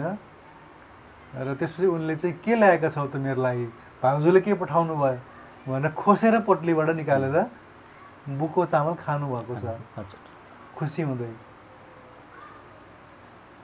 हजुर, भनेपछि कृष्णलाई जुन त्यो भनिन्छ नि पत्रम पुष्पम फलम तोयम, हजुर, यो मे भक्त्या प्रयच्छति। कृष्ण एक त्यस्तो विराट अस्तित्व हुनुहुन्छ हजुर, जसले यो जीवहरूको यो दुरवस्था, दुःखमय सृष्टिमा बाँधिएको, अल्झिएको यो सबै देखेर महाकरुणाको प्रभाव, एक प्रकारको प्रकाश उहाँबाट भयो, जो चाहिँ उहाँका लीलाहरूबाट पनि झल्किन्छ। उहाँको उपदेश भगवत गीताबाट पनि अब सर्वमानवको कल्याणको लागि झल्किएकै छ। हजुर, त्यसपछि जब सुदामा त्यहाँ भेट्नुभयो, त्यो सब भयो, सुदामाको खुट्टा धुनुभयो कृष्णले, हो हो, त्यो चाहिँ किन हो जस्तो लाग्छ तपाईँलाई? यसो छ, अब एक त कृष्ण मर्यादा पुरुषोत्तम पनि हुनुहुन्छ। मर्यादामा त्यो अर्थमा होइन कि जो राम हुनुहुन्छ, होइन? संसारलाई मार्ग देखाउनका लागि एक प्रकारको मार्गदर्शक, पथ प्रदर्शकको रूपमा कृष्ण हुनुहुन्छ। कृष्णको अनुसरणकर्ताहरू धेरै थिए तत्कालीन समयमा पनि। जब श्रीकृष्ण हुनुहुन्थ्यो, जरासन्ध आदि राजाका अनुयायी राजाहरू धेरै थिए, त्यस्ता करोडौँको सङ्ख्यामा थिए जसले कृष्णलाई मान्दैनथे। कृष्णलाई एउटा ग्वाला नै भनेर युद्ध पनि गर्न आए। जरासन्ध 17-18 पटकसम्म युद्ध गरे। तर श्रीकृष्णलाई मान्ने जनसङ्ख्या पनि बहुतायत मात्रामै थियो। त्यसकारण श्रीकृष्णले मार्ग देखाउँदै, मार्गदर्शन गराउँदै लोकलाई ल है यो मार्गमा हिँड भनेर आफू अगुवा बनेर बस्नुभएको अवस्था थियो। त्यसकारण श्रीकृष्णले सुदामाको चरण पखाल्नुमा उहाँको एउटा बाहिरी दृष्टिकोणले हेर्दा उहाँ चाहिँ क्षत्रिय हो श्रीकृष्ण, होइन? क्षत्रिय वंशमा जन्मनुभयो। क्षत्रियले ब्राह्मणको उच्चतालाई सम्मान गर्नुपर्दछ, ब्राह्मणको पवित्रतालाई सम्मान गर्नुपर्दछ भन्ने यो लोकमान्यता पनि बचाउनु भयो। दोस्रोमा ब्राह्मणले साक्षात ब्रह्मज्ञानलाई धारण गरेको हुन्छ। ब्रह्मज्ञान धारण गरेको हुँदा यो ज्ञानभन्दा पवित्र त अरू केही पनि हुँदैन। त्यसकारण पवित्र हुनका लागि आफू केही दोषयुक्त छु भने म पवित्र हुन्छु भन्ने भावले त्यो जल आफूले लिनुभयो, छर्कनुभयो। रानीहरूले लिएर जानुभयो त्यो जल, यत्रतत्र महलमा छर्कनुभयो, होइन? त्यो गोडाको जल त्यसरी, यानि एक प्रकारको ब्राह्मण्यता, श्रीकृष्णको जो ब्राह्मण प्रियता, ब्राह्मणलाई अति प्रिय मान्ने जो स्वभाव त्यहाँ परिलक्षित भयो। र ब्राह्मण स्वभावैले जन्मजात नै ऊ त्यति पवित्र हुन्थ्यो, ब्रह्म वेदलाई धारण गर्ने, ज्ञानलाई धारण गर्ने। त्यसकारण पवित्रतम ज्ञानलाई धारण गरेको हुनाले सुदामाको चरण प्रक्षालन गरेर अनि अब बाँकी त फेरि अर्को रसपक्षले हेर्दाखेरि त्यत्रो बाटो तय गरेर आउनुभयो, जो कि आउन उहाँलाई इच्छा थिएन पनि वास्तवमा। किनभने सर्वव्यापक परमात्मा बुझ्ने सुदामालाई श्रीकृष्ण त त्यहीँ पनि इच्छा गरेको भए कृष्ण त्यहीँ प्रकट भइदिनुहुन्थ्यो, उहाँलाई गाह्रो थिएन। तर सुदामा किन कष्ट दिने प्रभुलाई भनेर आफै खाली खुट्टा हिँडेर आफू जानुभयो। काँडा बिजेको छ, होइन? रगत बगिरहेको छ, त्यो सबै देख्नुभयो श्रीकृष्णले। आँखाबाट आँसु आएको छ श्रीकृष्णको। श्रीकृष्णको आँसु त्यति हामीले कथाहरूमा पाउँदैनौँ, त्यस्तो आउँदैन। तर सुदामा चरित्रमा चाहिँ हामीले त्यो देख्न सक्छौँ। त्यति एक प्रकारको त्यो स्तरका भक्त हुनुहुन्छ सुदामा, ज्ञानी भक्त। हजुर, त्यसपछि त्यो घटना घट्यो, होइन? त्यसपछि अनि फर्किनुहुन्छ, त्यही दिनै फर्किनुहुन्छ, होइन? रात्रिवास गर्नुहुन्छ अनि भोलिपल्ट फर्किनुहुन्छ।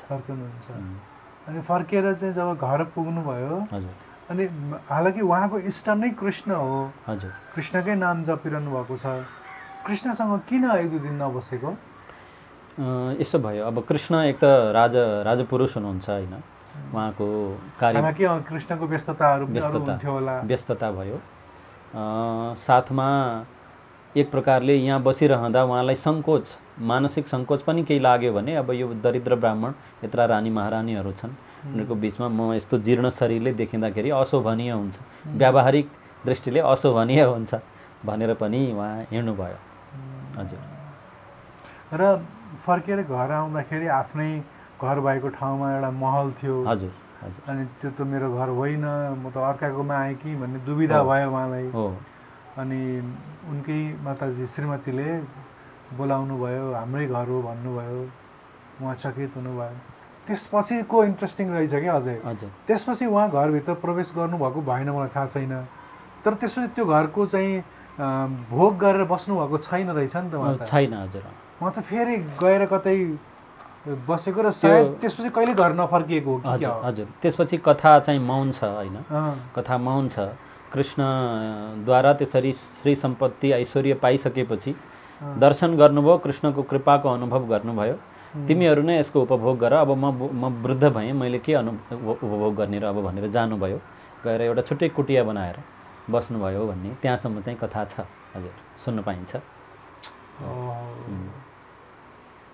भनेपछि सुदामा त परम भक्त हुनुहुँदो रहेछ। हजुर, ज्ञानी भक्त, परम ज्ञानी भक्त। 4 प्रकारका भक्तहरूको उल्लेख आउँछ नि, हजुरलाई याद होला? आर्त, जिज्ञासु, अर्थार्थी, ज्ञानी। कतिपय भगवानलाई यस कारण भज्दछन् कि उनीहरू दुखी छन्, अनेक प्रकारका दुःख कष्टले बेरिएका छन्, जेलिएका छन्, त्यसकारण भगवानको याद गर्छन्, यिनलाई आर्त श्रेणीको भक्त भनिन्छ। अर्का छन् जसले चाहिँ यो भगवान के हो, यो ईश्वर परमात्मा के हो, यो बुझ्न कसरी सकिन्छ भनेर जिज्ञासु भक्तहरू हुन्छन्। अर्का हुन्छन् अर्थार्थी, कतिपय चाहिँ धन सम्पदाको इच्छाले भगवानलाई भज्दछन् भने। अर्का हुन्छन् ज्ञानी।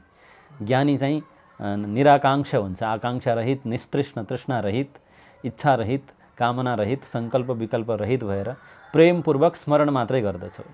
त्यो ज्ञानी भक्त आत्मैव मे मतम भन्नुभएको छ कृष्णले।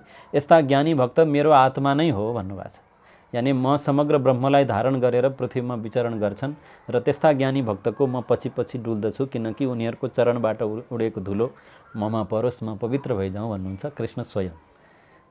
त्यस्तो श्रेणीका भक्त हुनुहुन्छ ज्ञानी भक्त सुदामा, हामीले कथा मनन गर्दा सुन्दा। हजुर।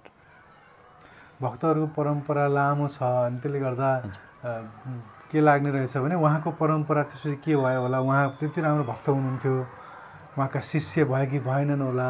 हजुर। उहाँका शिष्यहरू भएको भए पनि फेरि एउटा पनि परम्परा चाहिँ सायद बन्थ्यो होला। हजुर। त्यस्तो चाहिँ त्यस्तो छैन, त्यस्तो केही पाइएन। हजुर। त्यसपछि सुदामाको परम्परामा उहाँको कथा त्यहाँ जब श्रीकृष्णद्वारा प्रसाद प्राप्त भयो, ऐश्वर्य प्राप्त भयो, त्यो ऐश्वर्य प्राप्त भइसकेपछि उहाँले परित्याग गरेर जानुभयो। त्यसपछि खबर छैन, लेखिएन भनौँ। वेदव्यासले पनि अब कति लेख्नु, फेरि श्रीकृष्णको चरित्र संक्षेपमा लेख्नुभयो उहाँले। श्रीकृष्ण लगभग 125 वर्ष पृथ्वीमा बस्नुभयो, 125 वर्ष भनिन्छ। त्यतिन्जेलको उहाँले एकदमै लगभग 5% मात्रै व्यासले लेख्न भ्याउनु भएको छ कृष्णको चरित्र। अरू त अब 95% चरित्र त छुट्यो, हामीले पाएनौँ त्यो चरित्र कृष्णको, सुन्न पाएनौँ। अनि ती चिजहरू छुटेका अन्य कुनै ग्रन्थहरूमा, अन्य ग्रन्थमा पनि प्राय सुदामाको स्थानीय भाषाहरूमा लेखेको होला, हाम्रो पहुँच भएको छैन त्यता। जस्तै अब गुजरातको स्थानीय गुजराती भाषामा लेखिएको होला, मराठी भाषामा लेखिएका होलान्, हुन पनि सक्छ स्थानीय ग्रन्थहरू। कतिपय सन्तहरूले के भनेको पाएँ मैले भने, जस्तो यो जुन कृष्ण प्रणामी भन्ने जुन धर्म बन्यो, यो कृष्ण प्रणामी धर्ममा आएका अन्य जुन वितक कथाहरू, विभिन्न चाहिँ महामती प्राणनाथजी र उहाँका गुरुले चाहिँ लेखेका जुन किताबहरू जुन छन्, त्यसमा चाहिँ कतिपय कुराहरू चाहिँ भगवान कृष्णको लीलामा वेदव्यासजीले भनेको कुराहरू जुन त्यहाँ नभएका कुराहरू यता उल्लेखित छन् भन्ने कुराहरू चाहिँ मैले सुनेको छु, पढेको छैन, थाहा छैन मलाई। त्यस्तै कृष्णको लीलाबाट एकदमै बुझ्नै पर्ने, सोध्न मन लागेको मलाई कुरा चाहिँ रासको कुरा। रासलाई हामीले कहिल्यै पनि राम्रोसँग बुझ्न सकेनौँ। संसारले त झन् ध्वस्त तरिकाले बुझ्यो होइन। रास भनेको चाहिँ अब कृष्ण करे त कृष्ण लीला, हम करे त क्यारेक्टर ढिला भनेर चाहिँ मान्छेले प्रश्न गर्छ होइन। र कृष्णले गरेको चिजलाई त्यो कृष्ण लीला अब भयो, त्यो कृष्ण लीला के हो भन्ने कुरा थाहा छैन। रासमा जुन भएको जुन चिज छ, विशेष गरेर रासलीला भनेर अझै भनौँ लाई चाहिँ रास गर्यो, रासलीला रास मचायो रे भनेर एउटा आम मान्छेलाई पनि राससँग जोडेर भनिन्छ। तसर्थ रास के हो भनेर बुझाइदिनु। रास एउटा विशुद्ध नृत्य विधा हो। हेर्नुहोस् है, यहाँलाई थाहा होला भरतनाट्यम, यहाँलाई थाहा छ। हजुर। यो जो नाट्यशास्त्र एउटा ग्रन्थ पाइन्छ अहिले पनि, भरत मुनिले लेख्नु भएको 36 अध्यायमा बाँडिएको छ। नाटकको बारेमा पनि त्यसैमा छ नाट्यशास्त्र, जसमा चाहिँ वाद्य, गान र नृत्य, यो सङ्गीत भनिन्छ होइन। हजुर, यो सङ्गीत, यो भरतनाट्य शास्त्रदेखि नै आरम्भ भएको। नाट्यका अनेक विधाहरू छन्, जस्तै ताण्डव नृत्य भगवान् शिवले गर्नुहुन्छ होइन। यसै गरी रास पनि एउटा विशुद्ध नाचको विधा हो। त्यो रास नाच हो, एउटा नृत्य हो एउटा। त्यसमा चाहिँ दुईजना यता महिला हुनुहुन्छ, यता पनि महिला हुनुहुन्छ भने बिचमा पुरुष है। पुरुषमा पनि यो नाच हुन्छ, यता एकजना पुरुष, यता एकजना पुरुष, बिचमा अर्का पुरुष, यसरी मिलेर। विशेष गरी यो गुजरात प्रान्तमा अहिले पनि स्वामीनारायणीय सन्त परम्परामा यो रास नाच देख्न पाइन्छ। गरबा जस्तो नाच्नुहुन्छ नि जुन। हजुर, गरबा जस्तो। गरबा जुन लट्ठीले। हजुर। त्यस्तै शैलीको एउटा रास नाच हो, यो विशुद्ध नाच हो। श्रीकृष्ण त्यही प्रान्तमा हुनुहुन्थ्यो, गुजरात प्रान्त, विशेष गरी द्वारिका क्षेत्र होइन। त्यो क्षेत्रमा अहिले पनि त्यो नाच चल्छ। मैले अघि स्वामीनारायण सम्प्रदायको पनि भने, स्वामीनारायण सम्प्रदायका सन्यासी साधुहरूले पनि रास नाच गर्नुहुन्छ, अहिले पनि गर्नुहुन्छ। त यो विशेष गरी रास भन्ने बित्तिकै एउटा नृत्य विधा भनेर पहिलो बुझ्नु पर्यो, जसमा अनि श्रीकृष्णले गोपिनीहरूसँग नाच्नुभयो र त्यहाँ पुरुष र महिलाको क्यारेक्टरको सम्बन्धमा चाहिँ जो सवालहरू उठाइन्छ, त्यहाँ चाहिँ विशुद्ध रूपमा के भनिन्छ भने श्रीकृष्ण फल हो समग्र कर्मको, धर्मको, ज्ञानको, भक्तिको, वैराग्यको, जति हाम्रो वैदिक जति क्रियाहरू छन्, साधनाहरू छन्, सबैको फल हो श्रीकृष्ण। श्रीकृष्ण त्यो सामान्य व्यक्ति होइन कि उसमा सामान्य आसक्त भएर गएर सामान्य नाच गरिरहेका छन्, त्यस्तो होइन। श्रीकृष्णलाई नै प्राप्त गरौँ, यानि परमात्मालाई नै प्राप्त गरौँ भनेर जन्म जन्मदेखि जसले तपस्या गर्दै आएका थिए, त्यस्ता तपस्वीहरू गोपी बनेर आएका छन् उनीहरू, र भगवानको सन्निधि चाहेका छन्, भगवानको त्यो रसमय स्वरूपको एउटा रसपान गर्न चाहेका छन् उनीहरूले। त्यसकारण एउटा नृत्य विधा को अनुसरण गर्दै भगवानले त्यो एउटा रसिक नृत्य गर्नुभयो, जसमा चाहिँ अब विभिन्न व्याख्याहरू सन्तहरूले गर्नुभएकै छ। जीव ब्रह्मको मिलन होइन, एक प्रकारको जन्म जन्मको हाम्रो जो प्यास हो नि, आफैलाई प्राप्त गर्ने प्रेमपूर्ण जो एउटा प्रेमको जो प्यास छ हामी मनुष्यहरूमा, यो प्रेमको प्यासको लागि नै हामी अनेक प्रकारका हामी व्यवहारमा भनौँ न विभिन्न क्रियाकर्महरू, थरीका चेष्टाहरू हामी गर्दछौँ। थरीका यो हाम्रा व्यवहार पनि व्यापार व्यवहारहरू पनि आए सामने। त यो एक प्रकारको आनन्दको प्राप्ति, प्रेमको प्राप्ति, प्रेमको अनुभवको लागि नै सारा संसार एक प्रकारको अतृप्त प्यासा छ नि त। त्यो चाहिँ श्रीकृष्ण रसमय स्वरूपमा प्रकट हुनाले त्यो चाहिँ जन्म जन्मका सिद्ध सन्त मुनिहरू गोपी बनेर आएका उनीहरूले त्यो नृत्य गरे। एउटा रास नृत्य हो, जसमा चाहिँ मैले यहाँलाई पहिले नै भनिहालेँ, ताण्डव नृत्य जस्तै एउटा नृत्यको नाचको विधा मात्रै हो त्यो। त्यसलाई जोडेर कुनै पनि भनौँ न असामाजिकता, एउटा अमर्यादित त्यो त लाने कुनै औचित्य नै छैन। हजुर, विभिन्न सन्तहरूले रासलाई नृत्य मात्रै नभएर त्यो अन्य अझै त्यसको आध्यात्मिक गहिराई त्यो त छँदैछ। बताउनुहुन्छ, त्यो चाहिँ के हो त? आध्यात्मिक गहिराईमा त्यहाँ एक प्रकारको जीव ब्रह्म मिलन नै भनिन्छ, धेरै सन्तहरूले त्यही नै भन्नुहुन्छ, जसमा चाहिँ उपासक र उपास्य, भक्त सन्तहरूले भन्ने चाहिँ अब उपास्य हामी जीव भयौँ, उपासक हामी जीव भयौँ, उपास्य हाम्रा इष्ट परमात्मा भगवान हुनुभयो। त उपासकले जन्म जन्मदेखि जसको प्राप्तिको लागि उपासना गरेको छ, त उपास्य भगवान स्वयं प्रकट भएर आइदिनु भएको हुनाले त्यहाँ चाहिँ जन्म जन्मका समग्र कर्महरूको फल रूपमा गोपिनीहरूलाई प्राप्त हुनुभयो।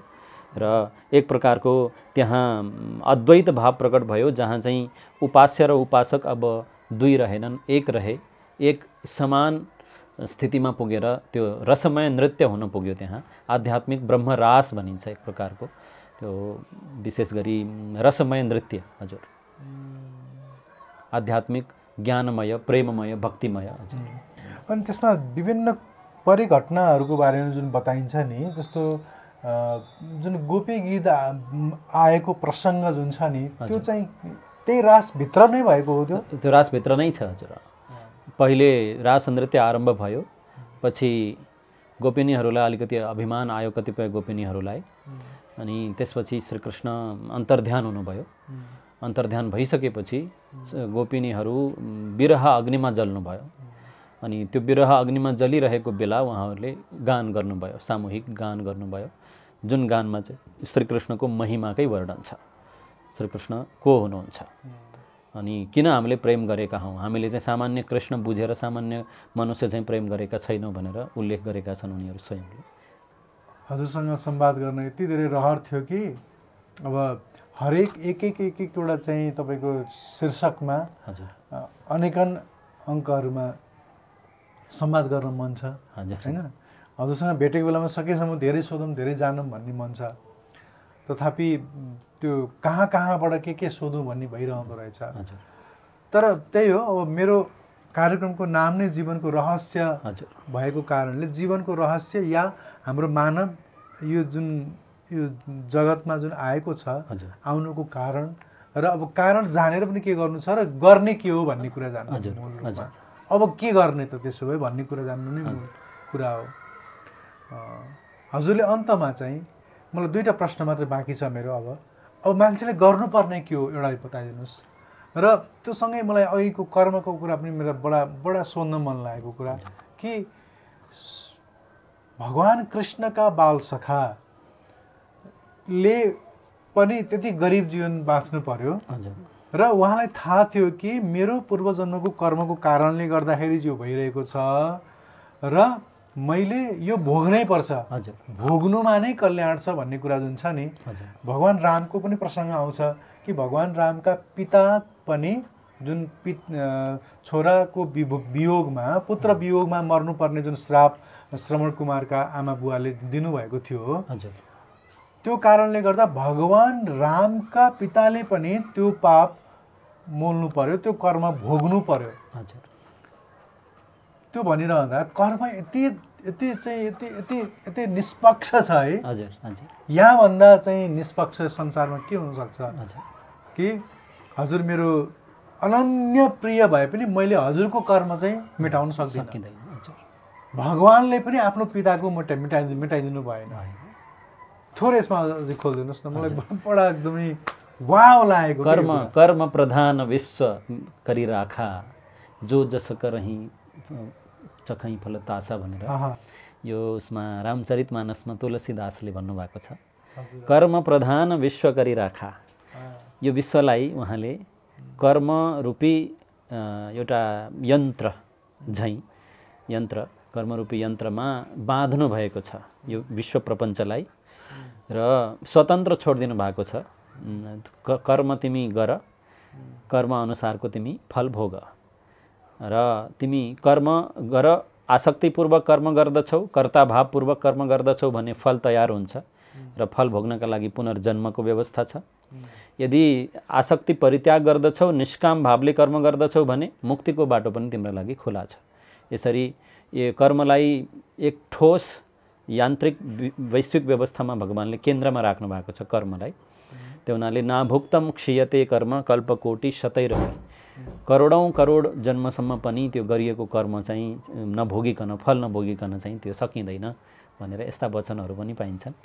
त्यसकारण कर्म नै केन्द्रमा छ। त्यसकारण हामीले गर्ने के त्यो चयन गर्न चाहिँ बुद्धिमत्तापूर्वक चयन नै गर्नुपर्ने हुन्छ।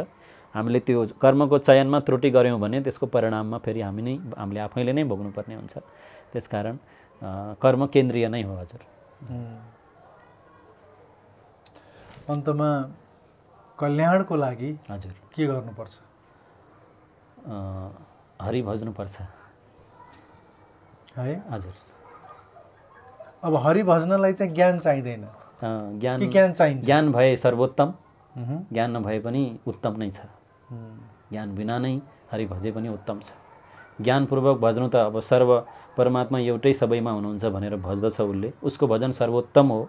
ज्ञानीको भजन सर्वोत्तम हो। हरि भज्नुपर्छ कल्याणको लागि। हजुर भज्नको लागि हजुर दुई तिनवटा तरिका रहेछन्। एउटा कीर्तन हजुर एउटा चाहिँ सत्सङ्ग पनि भयो, हजुर अर्को जप। यही तिनवटा बाटो हो। हजुर भजन गर्न, अर्को सेवाको पनि छ। सेवाको बाटो हजुर सेवाको पनि छ। अगाडिको व्यक्ति हरि नै हो भन्ने बुझेर, मैले व्यक्तिको सेवा गरेको छैन हरिको सेवा गरेको छु भन्ने बुझेर सेवा गर्नु। मैले सेवा गरिरहेको छु, ल हेर्नुहोस् फोटो भनेर फोटो देखाएर मेरो इन्टरभ्यू लिइदिनुहोस् भन्न पनि आउँछन् हामीलाई। हजुर हजुर भजेर त्यो एउटा कीर्तन गर्ने भज्ने पनि बुझेँ मैले होइन। यो मालामा जप गरेर भज्ने कुरा चाहिँ धेरैलाई थाहा रहन्छ। हजुर हजुर मलाई अहिले धेरै फोन आइरहेको छ गुरु, हजुर कसरी जप गर्ने हो मलाई बताइदिनुहोस् भनेर बताइरहनु भएको, सोधिरहनु भएको छ। अन्तमा त्यो साँच्चै बताइदिनुहोस् न। यो माला भयो है, माला जप गर्दा विशेष गरी यसलाई सुमेरु भनिन्छ है। जप गर्दा हामीले 3 औँलाको प्रयोग गर्छौँ। यो बुढी औँला, यो माझी औँला र साइले औँला, यो 3 औँलाको प्रयोग गर्छौँ। कान्छी र हामी छोरी औँला प्रयोग गर्दैनौँ। यसरी समातिन्छ है, यो देखिरहनु भएको होला यसरी। अनि अब नाम मन्त्र छ कि केही मन्त्र छ, अब त्यो आफ्नो जपेर यसरी सारिन्छ। यो मध्यमा हाम्रो माझी औँलाले सार्दछ मालालाई। र यसरी जप्दै गइसकेपछि सुमेरु आइपुग्छ। सुमेरुलाई ननाग्ने विधि छ है। यसरी जप्दै गइयो त सुमेरु बिचमा आयो त नागेर यसरी नगएर फेरि फर्किएर मन्त्र जप गर्ने विधान छ। विशेष गरी यसलाई चाहिँ छाती नजिक राखेर जप्नु भन्ने कतै वचनहरू पाइन्छ। विशेष गरी ब्राह्मणहरूको नियम, वैदिक नियमअनुसार त बिहान मध्याह्न र बेलुका त्रिकाल सन्ध्याको ब्राह्मणहरूको छुट्टै व्यवस्था छ। सामान्यतया नाम मन्त्र जप्दा चाहिँ त्यस्तो व्यवस्था कुनै अलिक कठोर व्यवस्थाहरू छैनन्। सामान्य गोमुखीमा राखेर यसरी यो 3 औँलाले माला नाम मन्त्र चलाउँदा भयो। हजुर र सकेसम्म छातीको नजिक राखेर गर्ने भन्नुभयो। हजुर हजुर मान्छेले त हात तल गरेर काखमा राखेर। हजुर सकेसम्म यो हाम्रो अधम अङ्ग भनिन्छ। नाभिदेखि तलतिर अधम अङ्ग भनिन्छ। अधम अङ्गतिर नलैजानु, सकेसम्म छातीमै राखेर। हृदय चक्रमा ईश्वर पनि यहीँ विराजमान हुनुहुन्छ भनिन्छ। त्यसकारण हृदय नजिक राखेर जप्नु, यसरी जप्नु। ठिक। अनि अब यो चाहिँ गौमुखीमै राखेर गर्नु पर्ने भन्ने कुरा भयो हैन? हजुर। र सुमेरुलाई ननाग्ने भन्ने कुरा चाहिँ के रहेछ र यो चोरी औँला चाहिँ लिएर नछुने भन्ने कुरा चाहिँ के रहेछ? यसमा व्यावहारिक पक्ष के छ त्यो मेरो लागि अहिले अज्ञात नै छ। हजुर तर त्यो जान्नु जोस् सबभन्दा ठुलो कुरा भनेको चाहिँ छातीको नजिक राखेको राम्रो र जप्दाखेरि चाहिँ चोरी औँलाले नछुने भन्ने कुरा रह्यो। अब कीर्तन गर्ने कुरा त तपाईको जहाँ भक्तहरू हुनुहुन्छ, जहाँ चाहिँ सन्तहरू छन्, साधुहरू छन्, त्यही बस्नु पर्यो। Thank you very much. साह्रै आनन्द आयो हजुरसँग सत्सङ्ग गर्न पाइयो। अन्तमा मैले केही सोध्न बिर्सेको प्रश्न छ केही छ भने र हजुरलाई केही लागेको छ दर्शकलाई भन्नु? नै, हामीले विस्तारसँग चर्चा गऱ्यौँ। हृदय प्रसन्न भएको छ हजुर। हो हजुर कति मिठो। हजुरसँग चाहिँ प्रश्न भेट्न पाउँदा म साह्रै नै आनन्दित छु र फेरि पनि मलाई भेट्न मन छ।